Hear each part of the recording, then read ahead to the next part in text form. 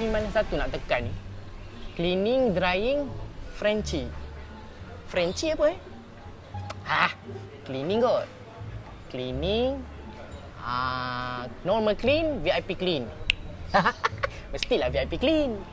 Baru nampak orang kaya. Top local.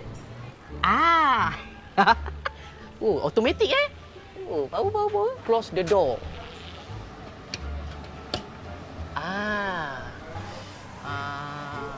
Okay. 10 minit. Kalau macam tu aku pergi minum dulu lah.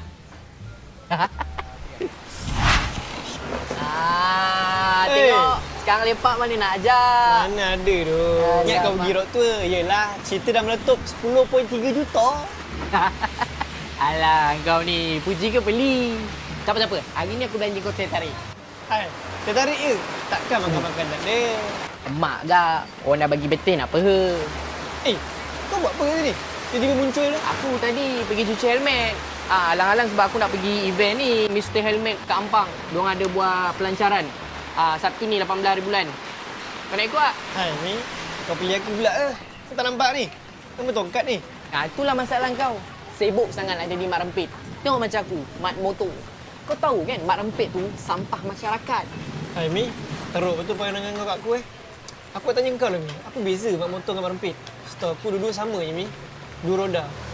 Takkan disebabkan pakaian kau menampakkan orang tu sampah ni?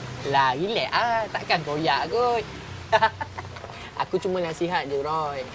Nama pun main motor. Tak ada beza pun lah. Kat mata masyarakat semuanya akan pandai kita serong lah. Yang bezakannya untuk kita pandai jaga diri sendiri je. Dah lah. Jom, aku hantar kau balik.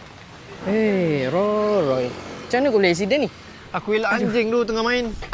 Anjing tengah main? Kau ni nasib baik dia tengah main. Kalau dia tengah kencing bersepah kau tahu. Tersangkut Macam-macam kau lah ni.